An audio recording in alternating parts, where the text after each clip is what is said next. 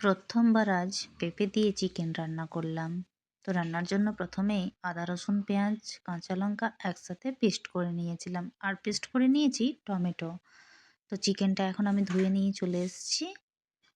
এবার এর ওপর থেকে দিয়ে দিচ্ছি কেটে রাখা পেঁপে।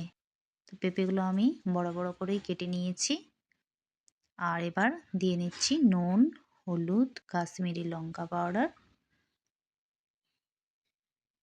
সব ডাস্ট মশলাগুলো দিয়ে নিলাম।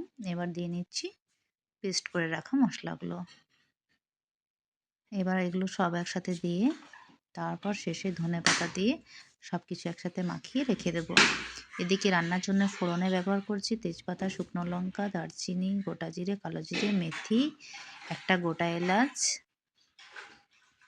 তেল যেহেতু গরম হয়ে গেছে, তেলের মধ্যে ফোড়নগুলো আমি দিয়ে নিয়েছি। তো দেখুন তেলটা কীরকম ফুটছে। আর রান্নাটা আমি কাঠের জালে করছি, মাটির পাত্রে। এরকম ভিডিও আমি আগেও আপনাদের সাথে শেয়ার করেছি। তাই আজকে যেহেতু রান্নাটা আমি একটু অন্যরকমভাবে করলাম, তাই আপনাদের সাথে ভিডিওটি শেয়ার করলাম। রান্নাটি যদি ভালো লেগে থাকে তো অবশ্যই কমেন্টে জানাবেন, এবং চ্যানেলে নতুন হয়ে থাকলে চ্যানেলটি অবশ্যই সাবস্ক্রাইব করবেন।